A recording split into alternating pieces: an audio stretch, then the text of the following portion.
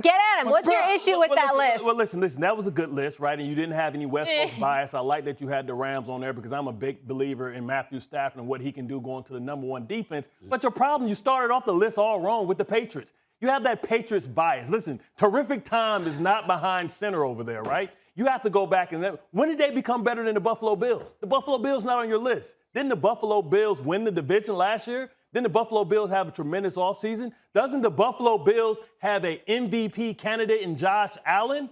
What about the Baltimore Ravens? I heard you love the Cleveland Browns. Who? Me? Oh, you watching the road show? I thought you Baker and his wife made up. No, he was all high on the Steelers. Oh, no, not me with Cleveland. Well, listen, I stand corrected. But listen, at some point you have to understand, and people have to realize that terrific time isn't over there, right? You know, Bill Belichick went and spent all that money in the offseason for what? Because that was a heavily flawed team. Now you have to bring all these guys together. And guess what? They're starting the beginning of the season without who?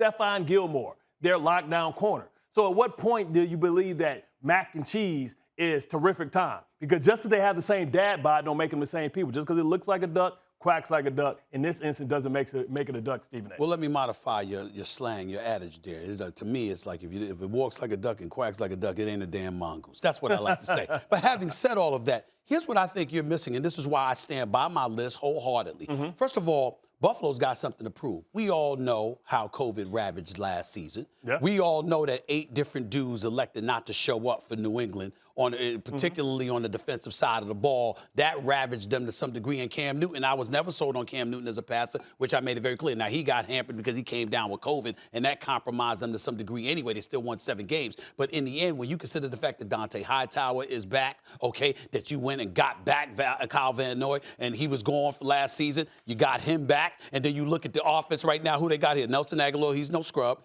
I didn't like him dropping passes with the Philadelphia Eagles. I didn't like that. And he didn't do so bad with the Raiders. Yeah. You look at that, you got Janu Smith, you got Hunter Henry at your tight end spot, okay? You always had a running game. That's why you could afford to move Sony Michel. And this is my biggest thing, Bart, and this is in all seriousness, bro.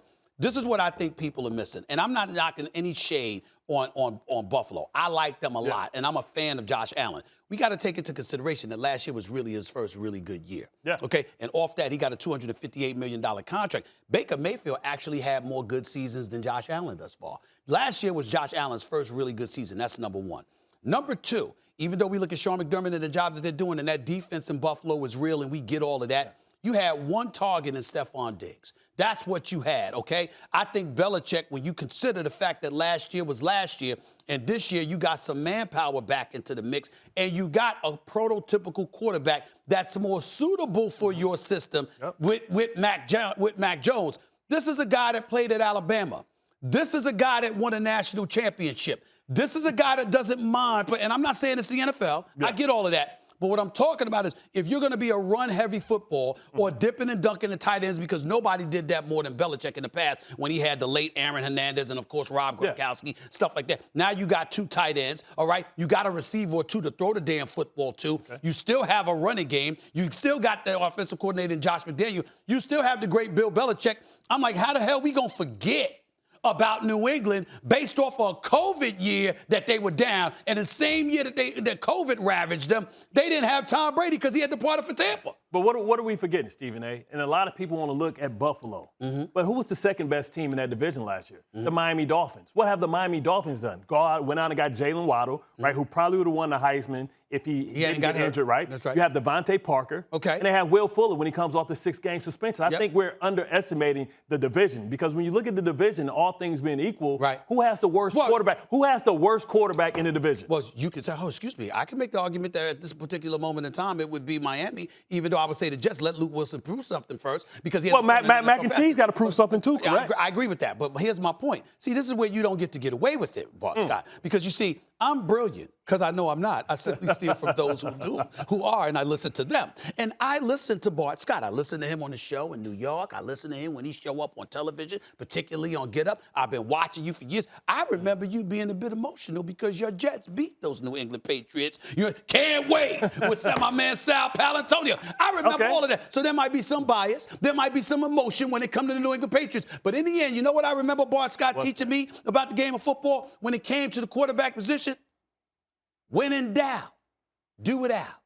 That's what Bart Scott told me 5 years ago when it came to the quarterback position. You understand? That's what Bart Scott, this man right here, he thought I forgot that, but I did it. And as last time I checked, haven't we heard Brian Flores or the Miami Dolphins expressing doubts about Tua Tagovailoa? We have. Hold on one second. You're just focusing on the AFC East. I would argue even the Tennessee Titans should be ahead. Well, Don't forget, they brought in Julio. Listen, I didn't even go to my favorite because I don't think that the Patriots even make the playoffs. I think that the Dolphins and I think that the Buffalo Bills go. Because when you think all things equal, when have Mac and Cheese ever been better than Tua Tagovailoa? They were at the same school, right? You know, it was a reason why Tua was picked higher than Mac and Cheese, right? Now, I understand that Mac and Cheese has a high floor, but he has a low ceiling. Are we really calling that the whole show, Mac and Cheese? He has a low ceiling, right? He has a low ceiling. And in this division, I don't think you can get away with having the worst quarterback in the division. And if Tua isn't long for the division, we know that Watson's going to be in the division, which makes it even worse. I mean, bless you. You think about